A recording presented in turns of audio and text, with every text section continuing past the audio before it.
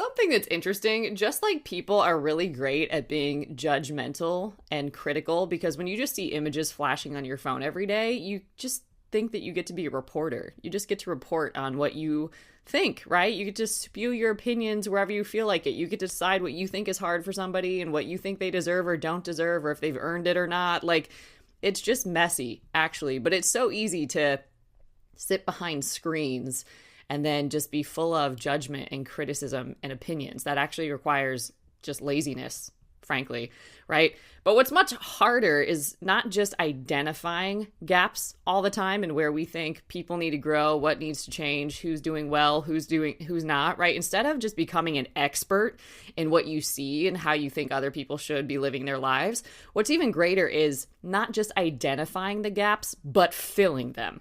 Filling the gaps, okay? And one of the scriptures that I really love is an anchor scripture for this is Romans 8:19. Romans 8:19. I remember when I heard this, I just kept meditating it for a long time.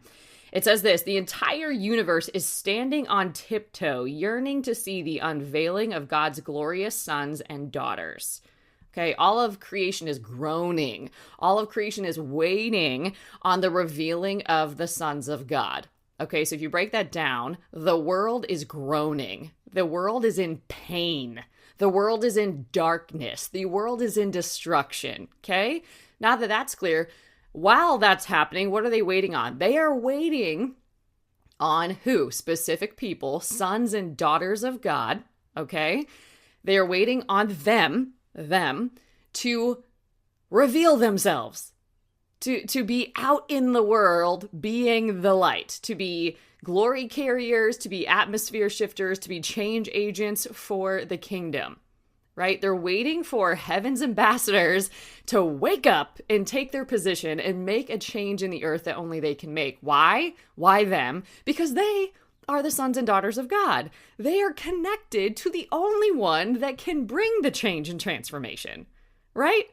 Where limits, right? Where what is impossible becomes possible, because what is impossible with man becomes possible with God. So we need people that know God to connect with God and be answers and solutions in the earth. The world is waiting on that. So what we tend to do, and what we're seeing happen right now, is often those that are ill-equipped, those that are immature, those that have not been held to a high standard of the high call of Christ, right? They're spewing misinformation. They're spewing